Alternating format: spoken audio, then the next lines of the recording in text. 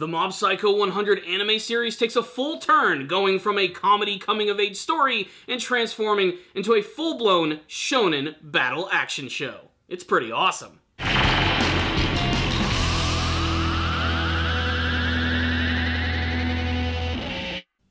Don't tell me, I know what you're thinking, you're excited for this review of Mob Psycho 100. Well, don't get too excited, this is going to be a very super quick review of this episode, because I'm a busy man, I'm really low on time, and I don't have a lot of time to talk about this episode. But I will give my highlights and what is arguably one of the more exciting episodes of Mob Psycho 100. This was a crazy episode. The battle with Claw has officially begun. They have declared war on the world, they have a base which is essentially a giant freaking tower, they're destroying buildings around them, and the Ultimate Five are going out there and battling against the Psychics who are part of Mob's group. If you really wanted to see Mob in action in this episode, you might be a little disappointed. The good news is, this episode completely makes it clear why the side characters of the show are just so damn cool. Yes, Mob is an absolute Super Saiyan psychic of extreme power, but honestly it's the people around him that actually have transformed him throughout the series, and this episode makes a great case for why they're so incredibly awesome, and it also shows off a lot of their unique skills. The episode itself is also kind of just an excuse to finally give us a lot of crazy action, which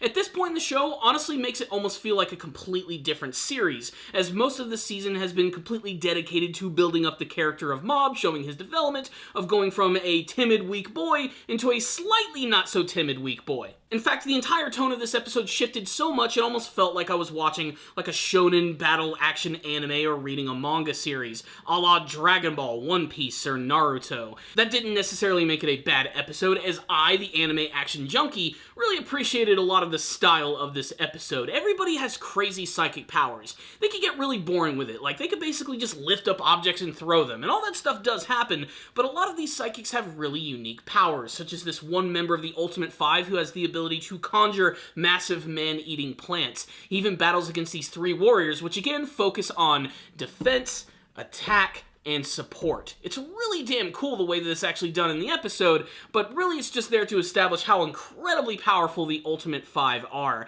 We even get to see more of that one teleporting guy in the episode, who honestly I still think is probably my favorite member of the Ultimate Five, and again, he continues to be really scary and almost overpowered in his efforts to take people down. But one of the biggest highlights of this episode, and probably my favorite moment of the entire season thus far, has got to be the battle with Shibata, the one member of the Ultimate Five whose powers essentially transform him into the Incredible Hulk. He's super powered, but he's not very smart, and he actually goes after Mob and Reagan, who are still hanging out at their secret base, and Reagan sure as hell is not getting out there into the battle. He's seen the damage that's being caused. Buildings are quite literally being ripped out of the ground and thrown around like a freaking ragdoll. However, the tension of the scene of trying to get Mob to wake up as he's desperately being attacked by this giant monster is freaking incredible. I especially love the scene where Dimple takes over Mob's body and goes on the attack, but it simply doesn't do anything, and a massive chase scene ensues where Shibata catches up to him and punches Mob so hard that Dimple is expelled from his body, and Mob just goes flying through the city, luckily being caught out of nowhere by the Body Improvement Club, who come face to face with Shibata. And this was the moment where I thought they were really going to show off what their true power was,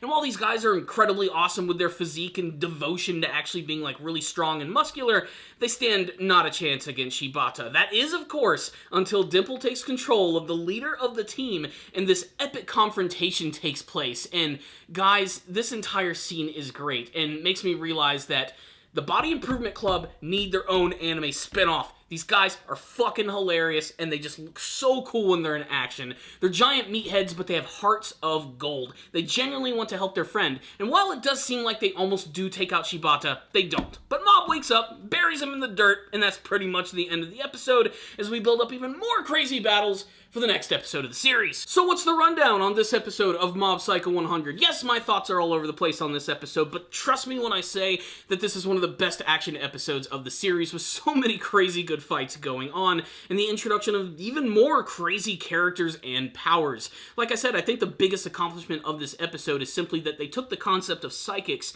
and they turned their powers into something interesting. This isn't just Professor X lifting rocks off the ground and inhabiting people's minds. Every single character has a very unique ability which is tied not only to their appearance but also their overall personality, and it completely shines through in this entire episode. Not to mention that let's face it, the production value of this season has been on freaking point, and this episode is just sort of gloating at this point. They're like, hey, we know our animation is awesome, but you know what? We're just gonna keep giving it to you. Here it is. Fucking enjoy it. It's awesome. All the moments with Shibata were also incredible, but for me, it was all about the Body Improvement Club showing up at the end of the episode, showing again that while Mob himself is still kind of like a timid kind of character, he's had a huge impact on other people's lives, and you get to see that these characters truly are his friends. They genuinely want to help and save him, and seeing them actually sacrifice themselves to go up against this guy who looks like a freaking monster, looks like a damn Dragon Ball villain. It's awesome. It's fantastic, and it's done with a lot of great production value. This episode rocked. What more can I say? It's a 5 out of 5. If any of you did watch the episode, I'd love to get your thoughts about it. You can tell me all of them in the comment section below, and what you hope to see from the rest of the series. My hope is that the next episode I will have more time to do a more fleshed out review, but that's just the way things are for today. So again, if you like this video, give it a thumbs up, check out the channel for more anime reviews. I'll see you all next time, and as always, stay down there, baby.